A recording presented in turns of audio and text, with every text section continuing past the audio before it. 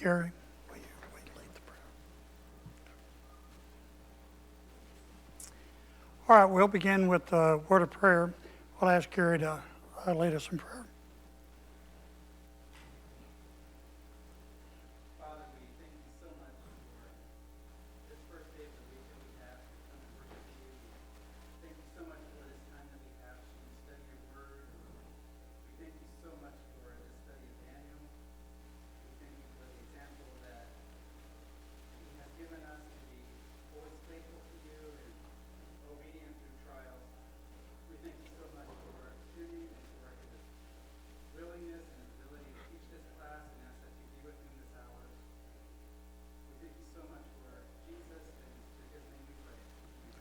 Amen. Thank you. We had a good lesson today, and I'll definitely remember it in case he asked me in 2 hours what it was about. But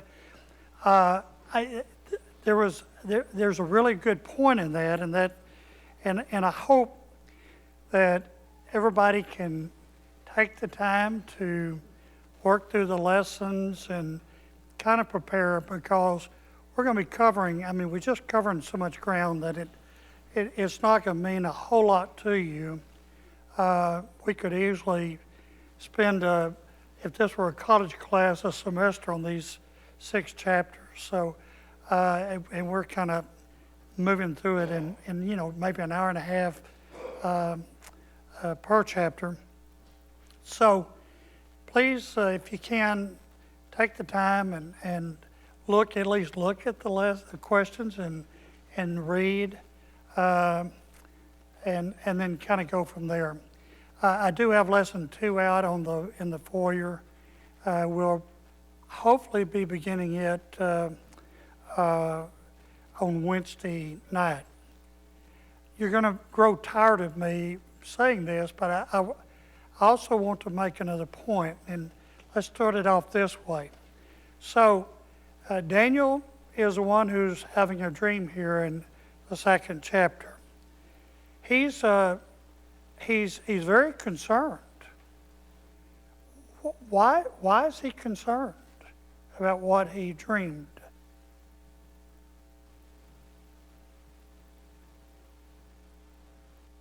Why would he be concerned?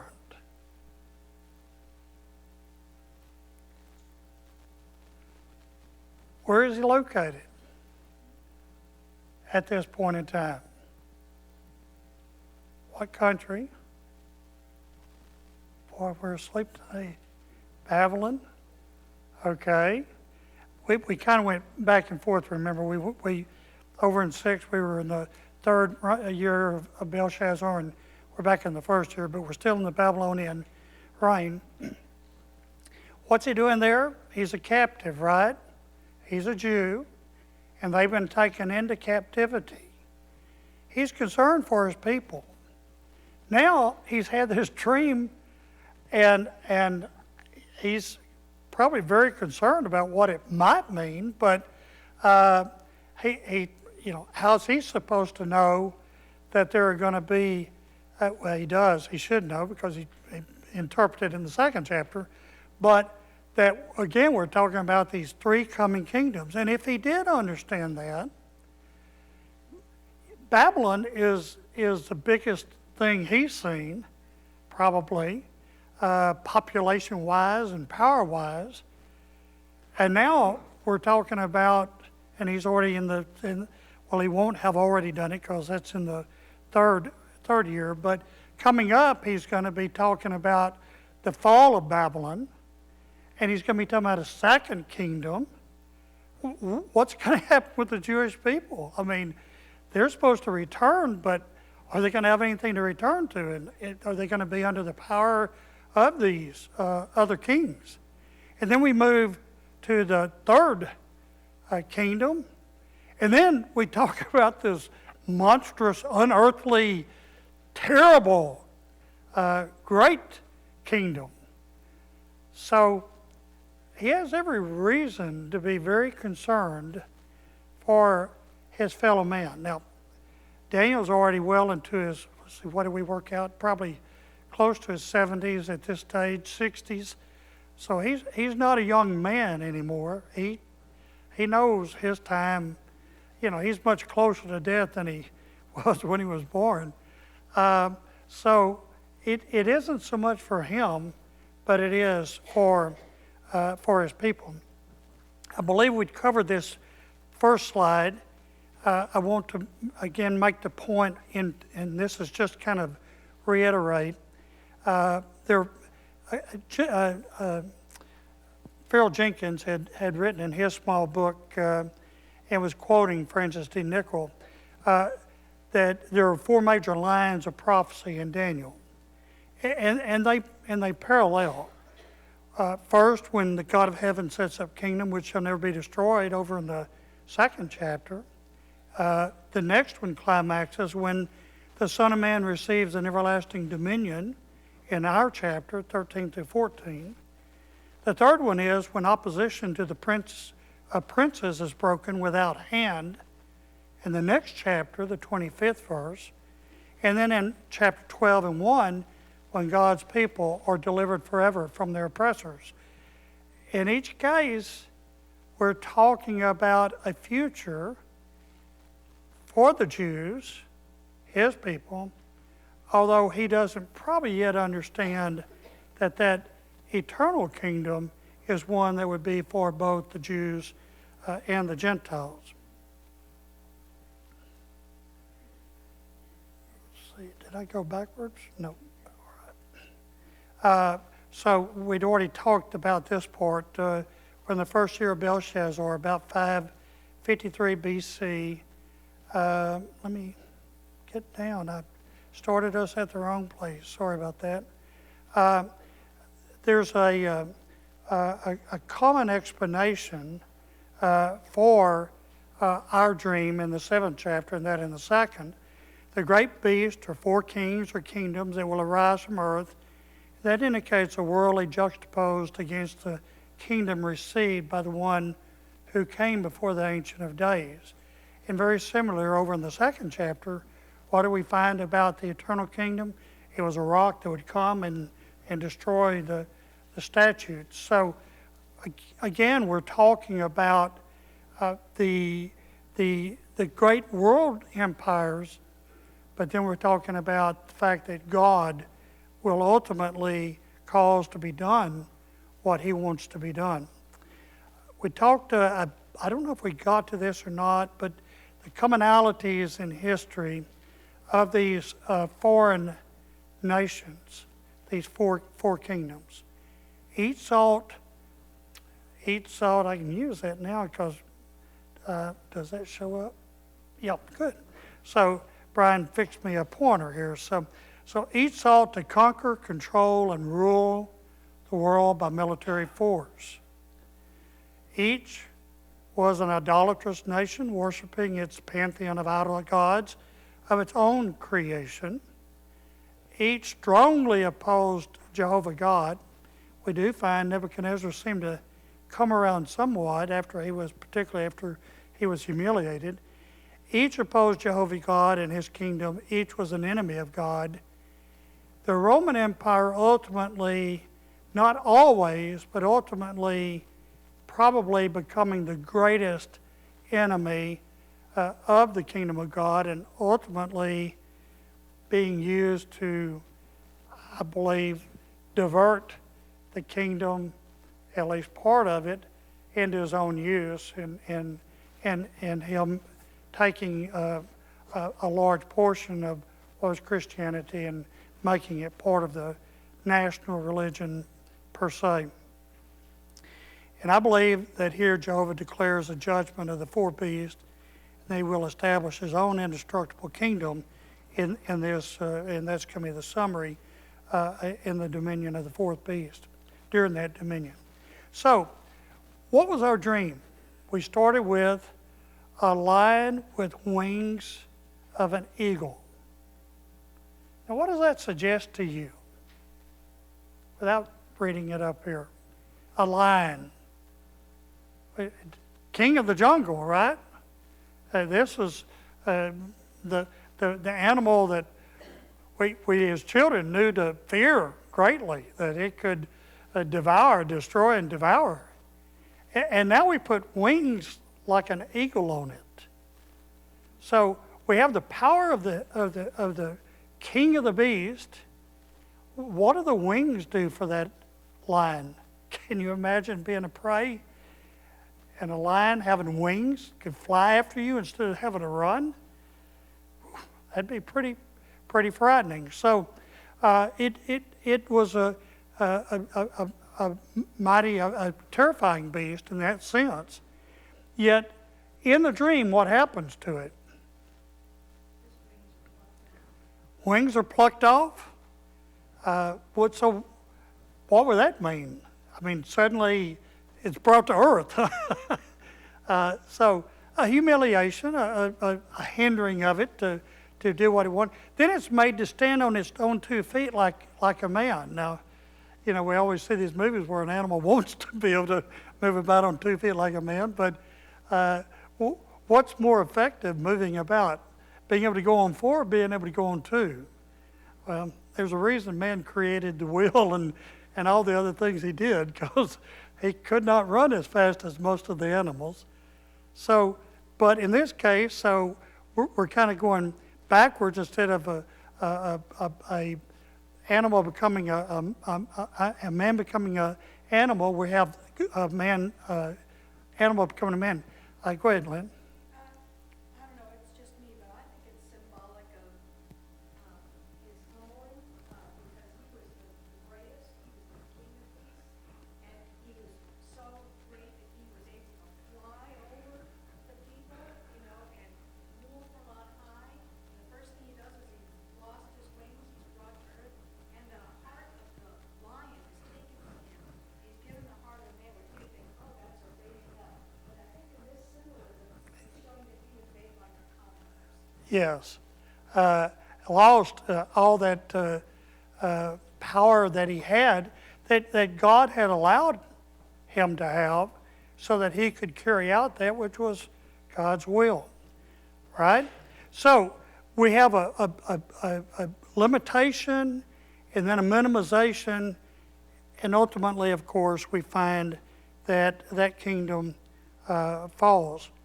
Then we have a bear with 3 ribs in its mouth. Now, what does that suggest to you? Is a bear as powerful as a lion? I guess it depends, doesn't it? Maybe you're talking about a grizzly. They're talking about the bears of their area, which would have probably been 250, 300, maybe a 400-pound bear, not a big grizzly. And I think those, I don't know, 1,000 pounds, probably 1,200 pounds. That about right for a grizzly? Do you know?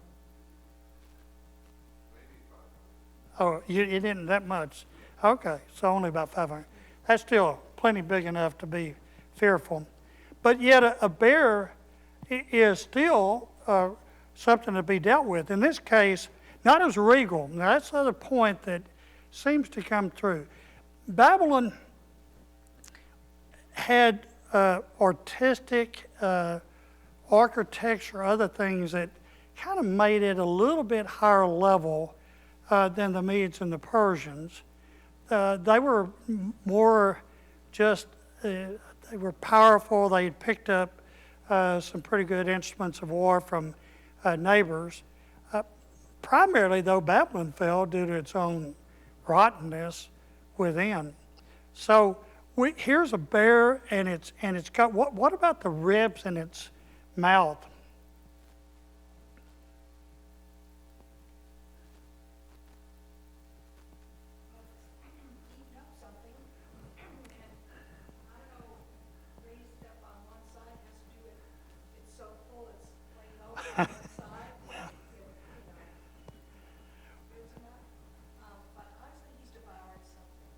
Yes, he's devoured something, and yet he's told to what?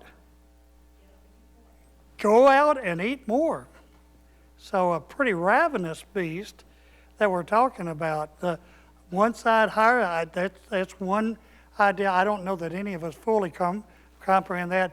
One suggestion was that it was that it's a Medo-Persian, but that it was right at this point in time Medo and the Persians just kind of absorbed. Now, ultimately, it comes to be known as the Persian Empire, so the Persian part of it became more powerful over time. It could have, as far as the three countries, some have suggested the three ribs could have suggested Babylon, Lydia, and Egypt. Remember the map that I showed that you know, the initial empires were, or not empires, the initial kingdoms were pretty minor. I mean, they were kind of spotty in the Golden Crescent, and you know, there were 3 or 4, and that was it in the time of the patriarchs. Now Babylon has managed to capture much of that area along the Euphrates and Tigris, and at various times has been able to control to some degree Egypt, but not very effectively. The Medes and Persians have wiped out the Babylonians had knocked the Assyrians back pretty much, and the Medes and Persians took over all of that area and then on around to Egypt. So they're becoming a pretty good empire at this stage in time. But this bear is told to rise and devour.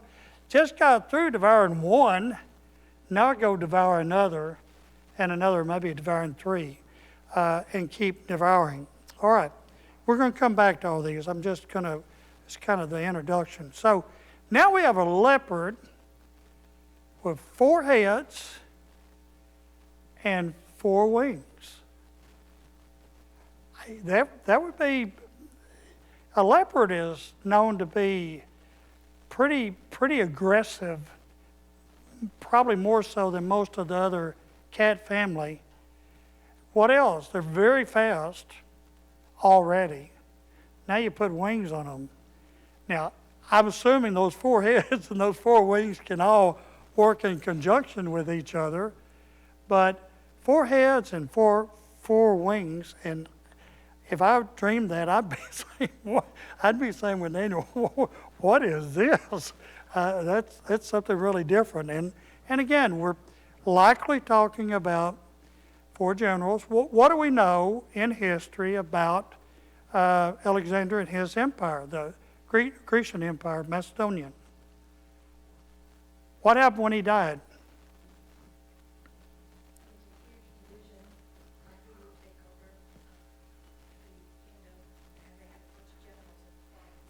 And how many parts did it end up basically being divided into? 4. Okay. We mostly know about the 2. The Ptolemies in Egypt, okay, the Seleucidae in Syria, but then we have one in Europe and one on further up over into the area of Turkey, in that area. Those they lost out pretty quickly, more quickly. But the Seleucidae and the Ptolemies were around for a pretty long time. So Cleopatra played a role of the Ptolemies, so we know about her, and we're going to learn more about the Syrians, the Seleucidae as well. Antiochus Epiphanes is a name most of us know, was one of the Seleucidae. So this the heads often stood for leaders. Daniel 8:8 talks about 4 horns instead of 4 heads. In this case, I think we're talking about the generals who lead the divisions of the empire. Alexander had a son, but he was killed. He was, I think, 7, 8 years old, maybe not even quite that old. He was killed, so there wouldn't be any doubt about it. And I think his wife was as well. So these were not, real courteous people. It was pretty bloodthirsty when it got down to it. So dominion was given to it. In particular, this empire took power so quickly. But most of the time there was, a little bit of give, and over time an empire would wear out. But they actually took power in 334, 331. the Medes and Persians, if you've read about it, in the Battle of Marathon, the Plains of Marathon come to part of this, but the Medo-Persians decided they wanted to just spread a little bit further, so they went on and pushed up against the Macedonian and Greek areas. Now the Greeks, up until that time, they were city-states, and they generally never got along. They were somewhat democratic in nature, but it was pretty much all internal, and so they were, if they saw they could take advantage of another, they would. They were finally unified pretty much under Alexander's father Philip, and then he took control. And once the Greeks came up and punched the leopard in this case, the bear didn't fare so well, and the Greeks defeated and then began their rampage back to the south, over to the west against Egypt, and then over all the way to India, and really extended the empire even further over that way. So this would fit. I'd been making the note of the earlier dream. This would be the silver, the belly and thighs of silver would be the Greek empire. I made a little brief note here that according to Flavius Josephus, during the siege of Tyre, 332 to 329, and that's a really interesting story if you've never read it, how it was conquered. But they built a causeway out to it rather than trying to make a naval battle out of it, and then they conquered because most of the city was out on the island. According to him, high priest Simeon the Just met Alexander at the gates to Jerusalem. Alexander was friendly to the Jews. They showed him the prophecy that how he was going to be and how he was put forth. Some say that he wasn't quite as friendly as he might have been.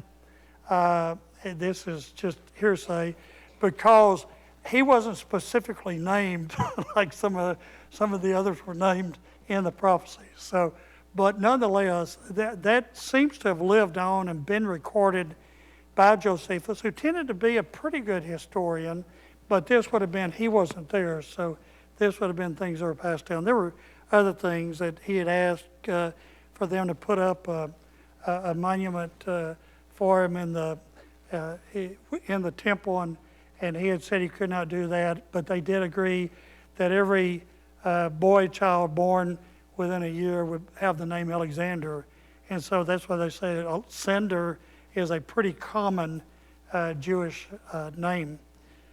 Don't know if there's any truth to that. All right, then we have that terrible, indescribable, unearthly, I think is a correct word for it too, beast, that there's nothing on earth. Didn't try to describe it. You remember I put up a picture, kind of representative. It was a dinosaur. I mean, some of the description sounds almost like that, but this was one that there was not an animal on earth that they would use. So they simply said a very different type of animal, and it devoured and broke in pieces, and then stomped the residue with its feet. Had teeth of iron, nails of brass. See, these were some of the metals used in the statute in 2nd Daniel. If Rome could not devour a victim, history records, by plunder and taxation, then she would stamp it under her feet, sacked and burned, and left in desolated ruins. And that was kind of the nature of the Romans. They would first try to conquer. They got to where they'd negotiate at some points. Not much give on their part, but at least let the people live and maintain most of what they had if they paid the money necessary each year. 10 horns, we don't know if that's literal or symbolic. We're going to talk about it later. But we in Revelations, we find a reference, and there is, I mean, I believe, I think I've come to agree and believe that the Revelations, a lot of it is a parallel to this. And in that particular one, these are 10 kings who have received no kingdom yet at that point in time, which could be interesting if you're looking at that. What then happens? This has 10 horns, but all of a sudden, that's not enough. I'm kidding, of course. But what happens?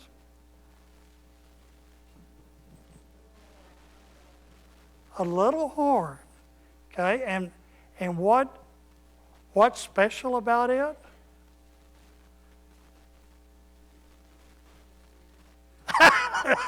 Okay. And how is it? It's weird. And how is it weird?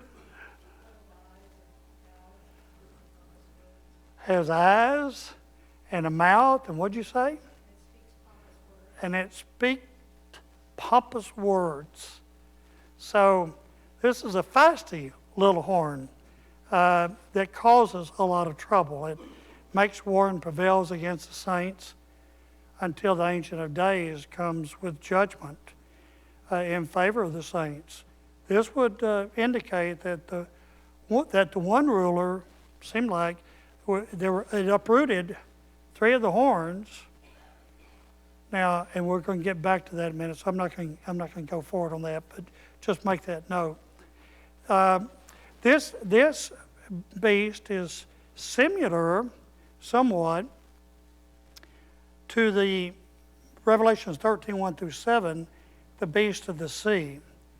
It's a composite like a leopard, but feet of bear and mouth of a lion.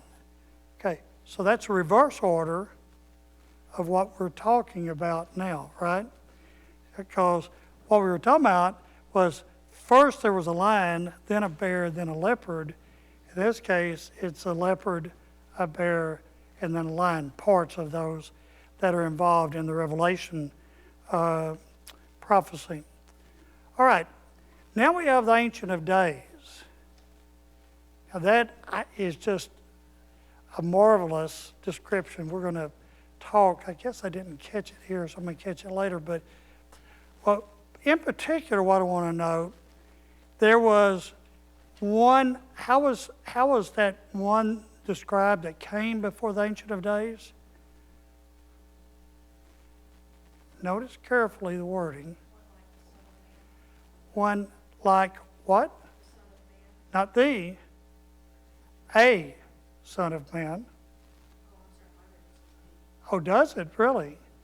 What is that? I'm sorry? Really? And I'm using that. I didn't even catch that. Okay. Most of the references is a Son of Man. How did he come?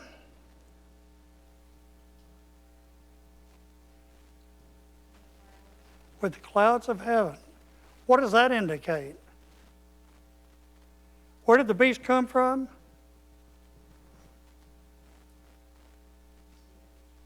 Okay. They came out of the earth and the sea going.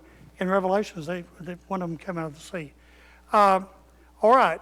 What does that indicate? That they're earthly, they're earthborn. They originate from earth.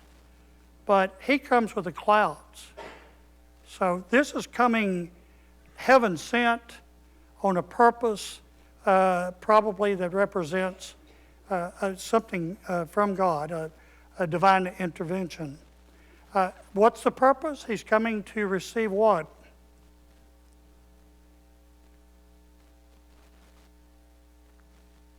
You have to kind of read into the verse.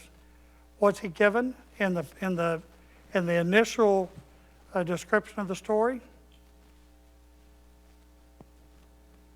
A kingdom from God, right? There's some note, and we're going to come back to this, a Son of Man. Let me just leave that till later. All right. To him was given dominion and glory and a kingdom. What did the 4 beasts have initially? Glory and a kingdom, right? and dominion, but those things were taken away from them. Now, it wasn't, here's where the confusion occurs. It wasn't a case that God took from them their glory, dominion, and rule, and gave it to the Son of Man, and so he is reigning physically. We've already discussed about the kingdom of God. What did Jesus tell Pilate about his kingdom? Not of this world. My kingdom is not of this world. So, in the respect that we're talking about a transfer, and this Son of Man now reigns over all this territory that the Romans reigned over, that's not the case. And of course, today, premillennialism would probably, and we'll get back to that, but would probably say that they wouldn't think it was the original Roman Empire. They would think that it's probably Europe that grew out of the Roman Empire, and then they would take it that direction. But again, it would make no sense. This is something that is spiritual in nature. It is above the earth, and ultimately, every knee shall bow to Christ. Admittedly, not everybody defers to Christ today, but they will in the final judgment day, and God's will be done, and the Jewish people would be delivered, but not in the way that they were expecting. Okay, any thoughts or comments on that? Okay. All right. So, Daniel then, very troubled, and we'll go to 7 and 15 through 16. So he asked of one who stood by. He was grieved in his spirit, and visions of his head troubled him. Can you imagine, put yourself in the place of Daniel. What are you to make of this? This is pretty marvelous, what is going on. And so I still think, since it says really troubled him and grieved him, he's really concerned about what this means to his people. Again, he's not going to be around. It's kind of like us worrying about what we're doing as a federal government and spending money. Well, we know who's going to end up hurting, but we're not probably going to be the older ones, are not probably going to be the ones suffer. Well, same thing here. He is worried about his people. So he asked one of those who stood by, and that one says, what about the four beasts? What are they? Very clear. All right, kings. Now, was there a single king of the Medes and Persians? Okay, so we understand that when we talk about kings, we may be talking about kingdoms, or we may be talking about one specific king. Sometimes we're told the little horn is said to be one, okay? But that's not always the case. So we need to understand, and that's true even if you're not in figurative language, that we sometimes use that word for a king, for a kingdom.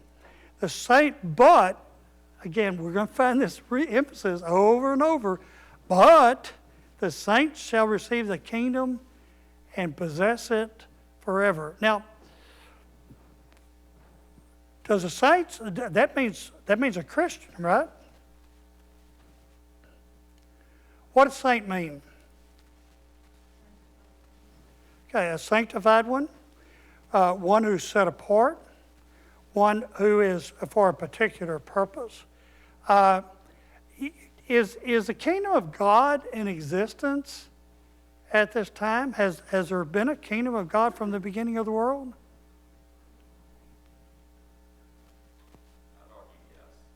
I'm sorry? Yes. Yes? Okay. Why? Why do you say that? He exists outside of the world.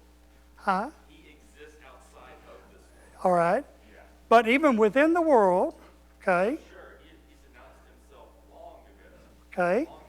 All right, and what does it take to have a kingdom?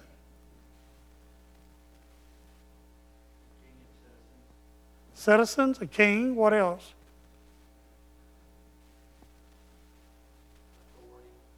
Or a law, okay? And territory, okay? Now, the key is the territory is not an earthly territory. It's the hearts of men.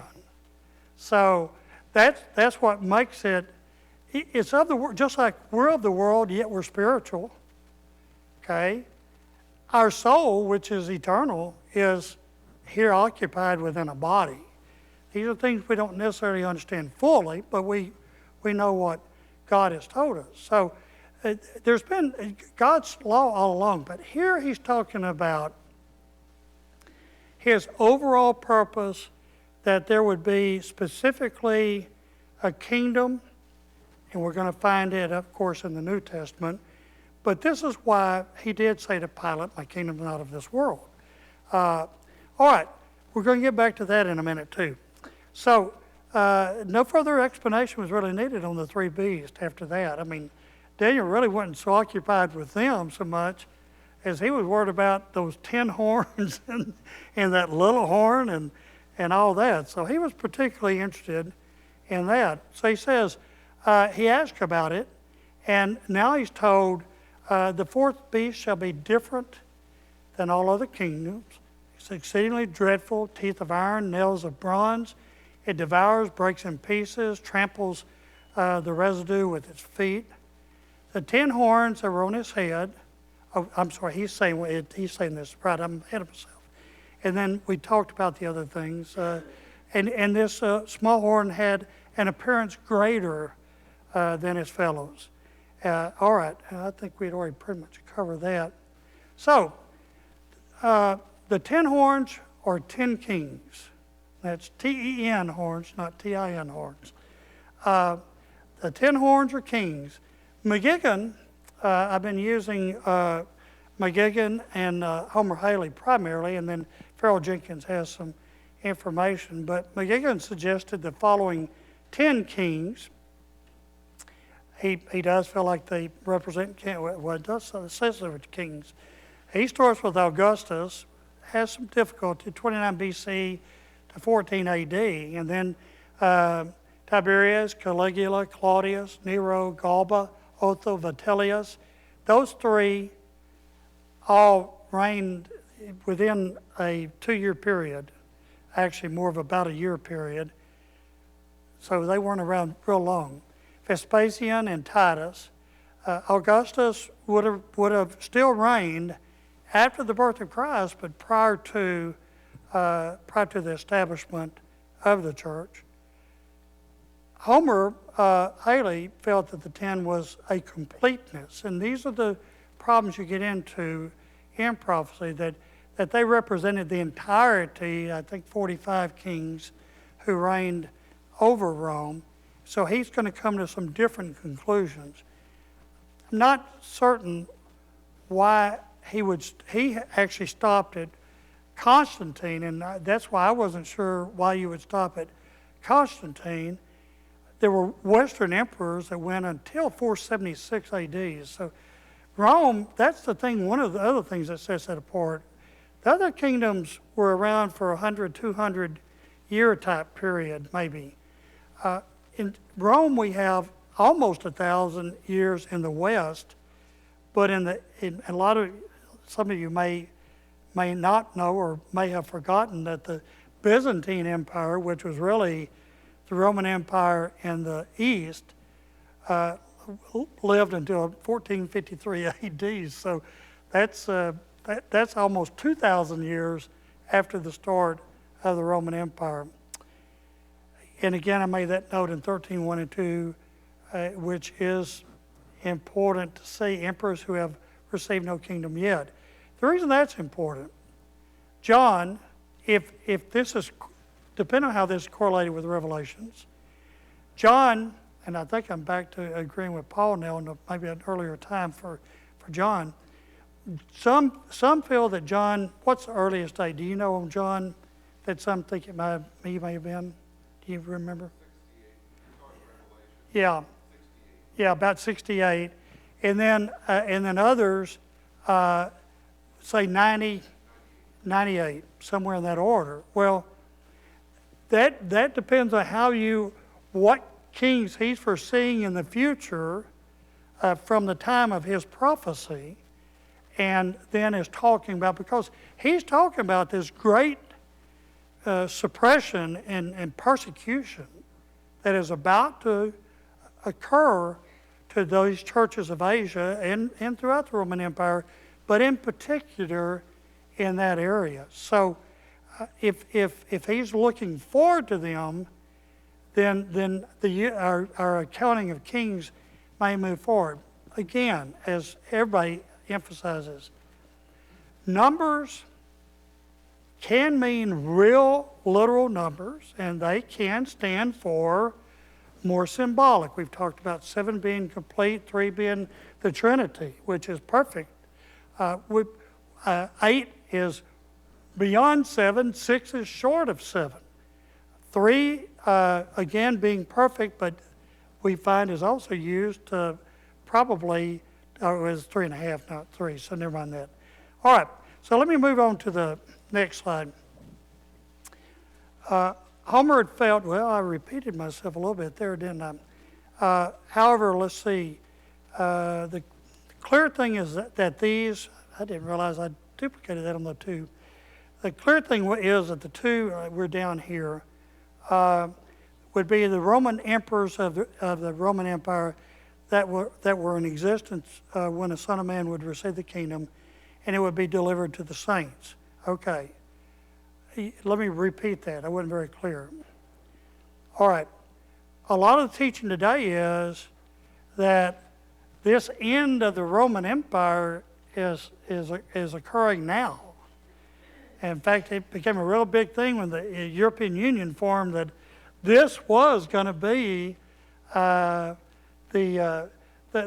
10 kingdoms, if you will, kings, nations, and that they sometimes work it into being the Antichrist or other things around it. So they're saying the fulfillment of this prophecy has not yet occurred, whereas what we find here is that Roman beast was going to be put down, if you will, in this time frame that the kingdom was going to be established. We find that again in Daniel 2 as well. So we do know that, and I just made that note, that the Jews will be shown that the wall of enmity or separation will be broken between the Jews and Gentiles. The Jews are looking for the return of the Messiah to establish the kingdom, David's throne on earth. And they were wrong. That was not what was going to happen. So then in Romans, he's dealing with the problems that they don't want to, the Jews don't really want to accept the Gentiles, and they want them to be circumcised, and they want this and that, and they basically want them to become Jews, is what it amounts to. And so part of Romans is dealing with that. So the Bible clearly focuses on a much, much earlier time frame, whichever way we go with it, than what that is taught by those who teach premillennialism today. Any thoughts or comments? I'm doing a lot of lecturing, so. In Daniel 7, 19 through 21, now Daniel says, yeah, but what about the little horn? Another shall rise that's different than the first ones. It'll subdue 3 kings. By the way, I went to check on that subdue. I was just curious, and from it's a Aramaic word, shefel, to abase, to humble, to put down. So kind of keep that in mind. He'll speak pompous words against the Most High and persecute the saints, making war against the saints. Now, some think you have to name specifically three emperors to understand the prophecy. It may be that it was simply convenient to put one in place of three and make 8 out of them, and that would be another number that meant something to the Jews. That's 1 beyond 7. They practiced, there was reference in the 2nd, 3rd century at Cyprian, I believe, referenced the Sabbath being the first and the 8th day. So there's some thought that there may have been a desire to use the 8 days. Now, the saints were given to his hand, didn't quite get through, for time, times, and half a time. Okay? So time is 1, times is 2, and half a time is 3.5. We'll pick up and talk about 3.5, 1,260 days, and finish this up and move on into the 8th chapter. Excuse me. Thank you.